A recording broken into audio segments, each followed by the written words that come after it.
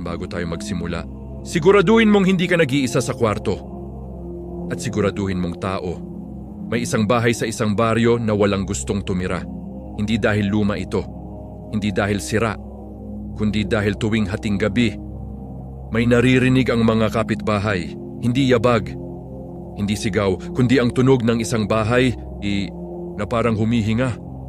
Sa isang liblib na baryo, sa bundok ng Benguet, may isang bahay na matagal nang walang nakatira.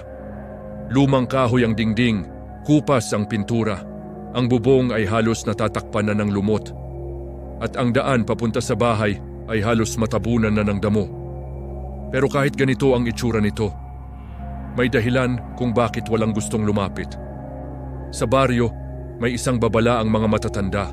Kapag sumapit ang hating gabi, huwag kang lalapit sa bahay na yon dahil may maririnig ka. Isang tunog na hindi dapat manggaling sa bahay. Ang tunog ng paghinga. Parang may isang napakalaking nilalang sa loob na dahan-dahang humihinga. Sa loob ng maraming taon, naging alamat na ito sa baryo. May mga kabataan na nagtangkang pasukin ang bahay, pero wala sa kanila ang tumagal sa loob ng higit sa ilang minuto. May nagsabing may naririnig silang kumakamot sa sahig. May nagsabing parang may gumagalaw sa ilalim ng bahay. At may nagsabing parang ang mismong dingding ay gumagalaw, pero walang ebidensya. Hanggang sa dumating si Carlo. Si Carlo ay isang content creator na mahilig mag-imbestiga ng mga haunted places. Lumang ospital, abandonadong paaralan, mga bahay na sinasabing may multo. Para sa kanya, lahat ng kababalaghan ay may paliwanag. Kaya nang marinig niya ang kwento tungkol sa bahay sa Benguet, napangiti siya. Perfect content ito. Nag-impake siya ng camera, flashlight, extra battery, at isang maliit na microphone. Isang gabi, bandang 11:00 ng gabi, dumating siya sa baryo, tahimik ang lugar, malamig ang hangin mula sa bundok. Nang tanungin niya ang isang matandang lalaki tungkol sa bahay, nagbago ang mukha nito. "Anak, huwag kang pumunta doon sa gabi." Pero ngumiti lang si Carlo. "Content lang po ito."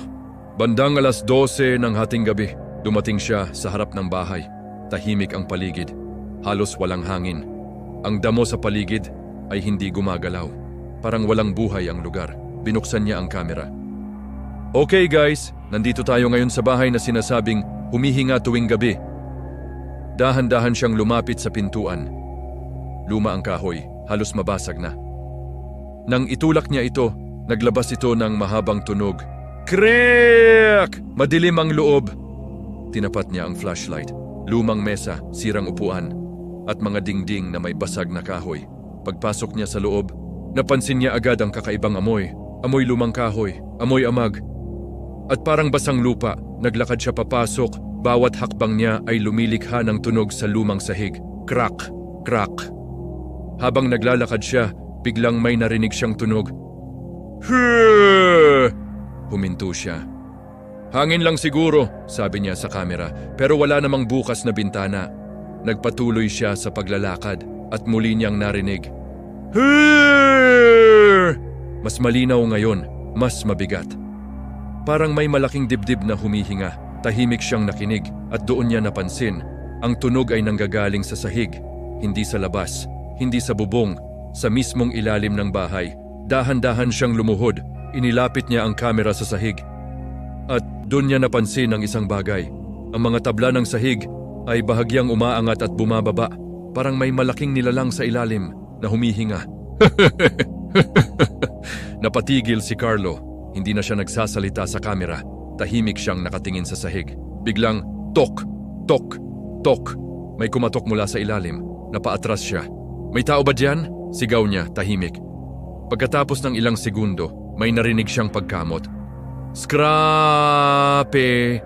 Skrape! Parang may mahahabang kuko na kumakamot sa ilalim ng sahig. Tumayo ang balahibo niya. "Guys, may kung ano sa ilalim." Lumapit siya sa isang bahagi ng sahig.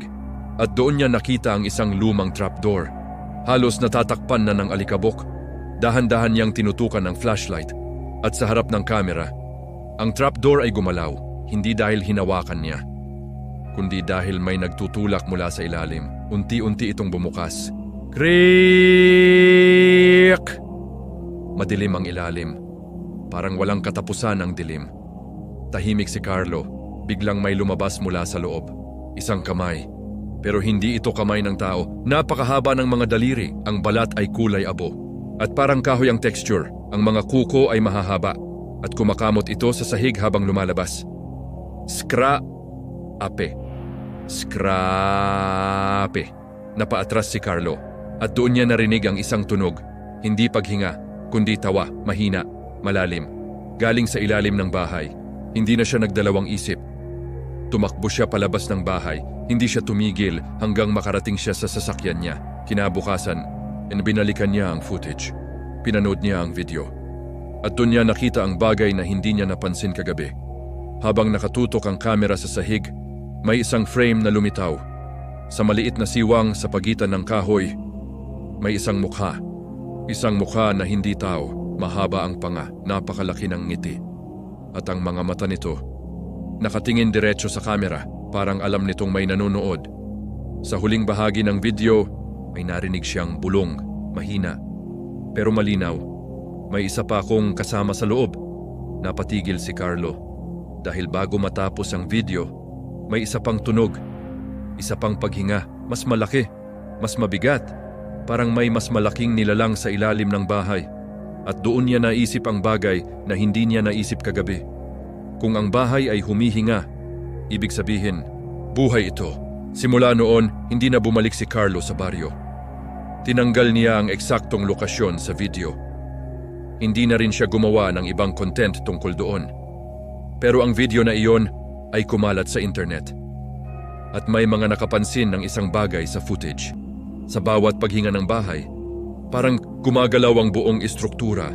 Parang ang bahay ay hindi lang tinatayuan ng lupa, kundi nakapatong sa isang bagay na buhay.